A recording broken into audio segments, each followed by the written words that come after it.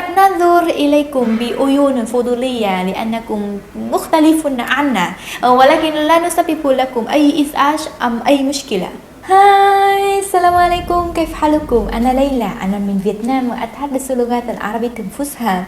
اليوم في هذا الفيديو سأذكر 8 أسباب لماذا لابد أن تختار فيتنام كوجهة السفر القادمة بعد انتهاء وباء كورونا. طبعا في الوقت الحالي لم تفتح فيتنام أبوابها للترحيب بالسياح، ولكن ما زالت الحكومة تخطط بناء جولات سياحية مغلقة لضمان السلامة من الوباء. سأخبركم بأي شيء جديد متعلق بهذا الموضوع. إذا كان لدي معلومات دقيقة. أما اليوم في هذا الفيديو لنرى ما هي 8 أسباب تجعل فيتنام وجهة السفر مثالية لكم العرب. يلا لنرى ما هي. أولا، تمتلك فيتنام مناظر طبيعية رائعة مع موقع جغرافي ملائم، فتمتلك فيتنام التضاريس متنوعة جدا من الجبال ووديان وغابات وسهول وأنهار والبحار وشواطئ والجزر، فهذا يلبي جميع الاحتياجات المتنوعة للسياح. معظم العرب يعرفون السياحة في تايلاند وماليزيا والفلبين، ولكنهم لا يعرفون كثيرا عن السياحة في فيتنام، مع أننا لدينا نفس المناظر.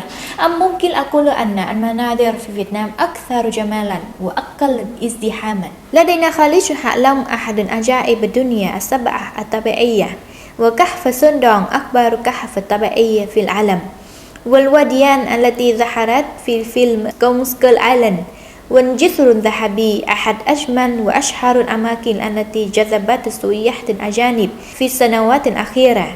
وهناك أيضا عدد كبير من الشواطئ التي تعتبر من أجمل 100 شاطئ في العالم. ثانيا، الطقس في فيتنام لطيف بالنسبة للعرب.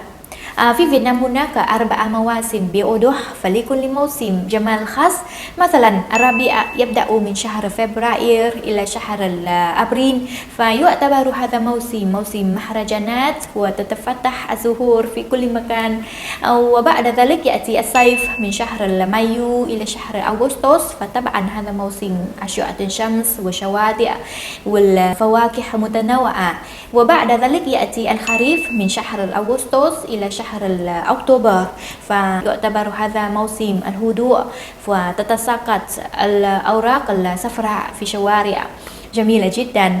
وبعد ذلك الشتاء من شهر نوفمبر إلى شهر يناير، فهذا يعتبر موسم الأمطار خفيفة والسحب والضباب على الجبال. ولكن لا تقلقوا كثيرا لأن الشتاء لدينا جدا معتدل مثل الشتاء لديكم، والصيف في فيتنام أقل حرارة من الصيف لديكم، لذلك لن تجدوا اختلافا كبيرا في المناخ عندما تعودون إلى فيتنام. ثالثا، الأمن في فيتنام جدا جيد. فيتنام ذات وضع سياسي مستقر، فلذلك ليس لدينا إرهابيون واحتجاجات، فطبعا ليس لدينا مافيا في الشوارع، لأن امتلاك الأسلحة والمخدرات ممنوعة في فيتنام. فأيضا ليس لدينا مضايقة نساء في الشوارع، فلذلك تعتبر فيتنام واحدة من وجهات السفر الآمنة للنساء عند السفر بمفردهن، فنادرا ما ترون الشرطة في الشوارع إلا شرطة المرور. رابعا، الأسعار في فيتنام رخيصة.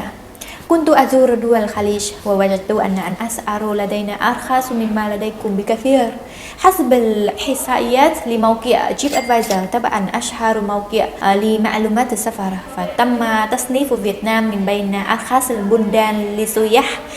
في وقت ما قبل وباء كورونا فندق 4 نجوم حوالي سعره حوالي من $40 إلى $50 في هانوي في ليل، فغرفة 5 نجوم من 100 إلى $120 في الليل في هانوي.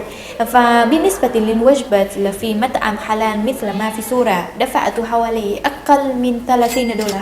خامسا، وسائل النقل في فيتنام مريحة. نظرا لأن أسعار سيارات في فيتنام غالية جدا ونسبة الأشخاص الذين يمتلكون سيارة في فيتنام قليلة، فلذلك وسائل النقل العامة في فيتنام متطورة وبأسعار رخيصة. بالنسبة للتاكسي، سعر التاكسي في فيتنام هو حوالي نصف دولار لكيلومتر واحد، ولكن عادة لا نستخدم تاكسي عادي، نستخدم تطبيقات في هاتفنا لطلب تاكسي مثل أوبر، ولكن بأسماء مختلفة في فيتنام، فطبعا السعر أرخص. فأيضا لدينا تاكسي موتوبايك، يعني مثل تاكسي ولكن نستخدم موتوبايك. أيضا هذه تجربة ممتعة لابد أن تجربها عندما تكون في فيتنام. أيضا نستخدم تاكسي موتوبايك لطلب الطعام وإرسال أشياء لأصدقائنا دون أن نذهب ونؤتي بأنفسنا. وإذا كنت ترغبون في انتقال من مدينة إلى مدينة أخرى فلا مشكلة، لدينا باص عالية الجودة بسعر حوالي 15 دولار لمسافة حوالي 300 كيلومتر. ثالثا، الشعب الفيتنامي جدا ودود. هذا تعليق من أصدقائي الأجانب الذين كانوا يعيشون في فيتنام منذ فترة طويلة، فقالوا أن الشعب الفيتنامي جدا بسيط وودود. حقيقة الشعب الفيتنامي يحب الابتسام، يحب الضحك والمزاح، فيحب التعرف على الأجانب. لا توجد عنصرية في فيتنام. حقيقة الشعب الفيتنامي لا يهتم أن من أين أتيت، أنت من أفريقيا أم أمريكا أم أوروبا، أنت أبيض أو أسود، لا مشكلة. طالما أنك أجنبي فسيعاملك باحترام، فسيساعدك عندما تواجه أي مشكلة. سابعا، فيتنام دولة منفتحة على الأديان الأخرى. كما قلت في فيديو عن 10 أشياء يجب أن لا تفعلها في فيتنام، فمعظم الفيتناميين يحترمون أديانا آخرين، لأن في فيتنام هناك تنوع ديني. في فيتنام هناك معابد بوذية وكنائس المسيحية ومساجد الإسلامية ومعابد هندونيسية. ممكن ترتدون حجاب وعباية في الشوارع، لا مشكلة، لا نسبب لكم أي إزعاج أو أي مشاكل. قد ننظر إليكم بعيون فضولية لأنكم مختلفون عنا، ولكن لا نسبب لكم أي إزعاج أو أي مشكلة. ثامنا، تتمتع فيتنام بثقافة غنية وملونة.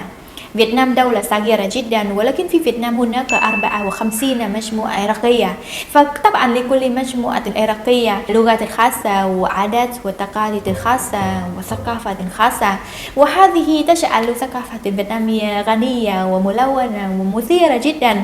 فسوف تحتاجون إلى وقت طويل حتى تستطيعوا استكشاف الثقافة الفيتنامية بإكمالها، فسوف ترغبون في العودة إلى فيتنام مرة ثانية وثالثة ورابعة حتى تستطيعون أن تستمر استكشاف الثقافة الفيتنامية.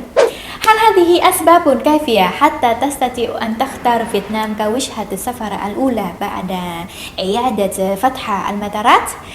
فإذا ما زالت لديكم أسئلة أخرى فممكن تتركوها في تحت حتى أستطيع أن أجيب عليكم. فيمكنكم أيضا أن تشاهدوا بعد فيديوهات السفر التي صورتها مؤخرا.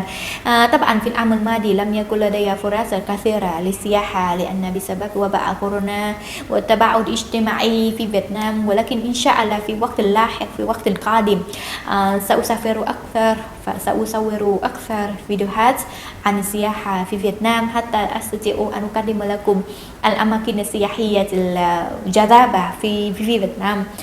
فشكرا جزيلا على مشاهدة الفيديو، فإلى اللقاء في فيديوهات أخرى، فسأقدم لكم المزيد عن دولة فيتنام وحياتي في فيتنام. شكرا ومع السلامة. Thanks for watching. Don't forget to like, share and subscribe to my channel. Love you.